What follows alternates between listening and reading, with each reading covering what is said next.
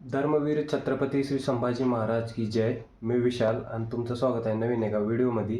आणि आज थोडं आपण धर्मवीर संभाजी महाराजांच्या बलिदान मासविषयी बोलणार आहोत, की जे की 18 फेब्रुवारी ते 18 मार्चपर्यंत होणार आहे. मी गेले 2 वर्ष झाले बलिदान मास पाळतो आणि याही वर्षी पाळणार आहे. हे माझं 3रं वर्ष आहे. नेमकं बलिदान मासमध्ये करायचं काय आणि हा का पाळला जातो हे थोडक्यात मी तुम्हाला सांगून देतो.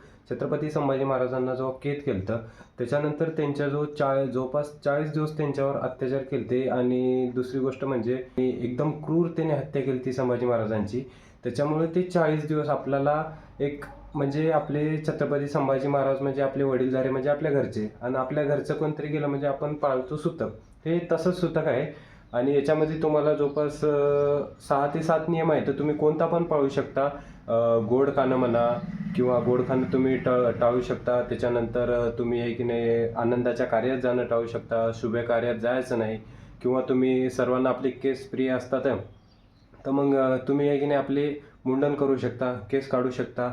आणि रोज गादीवर झोपायच्या ऐवजी आपण चटईवर झोपला तरी चालेल. कोणी आपले पायदान सोडते म्हणजे जवळपास चपल्या सोडून देते आपल्या, तर ते सोडायच्या. मित्रांनो, तुमच्याच्यानं जे होईल ते सोडायचं आणि आपलं बलिदान मास पाळायचं.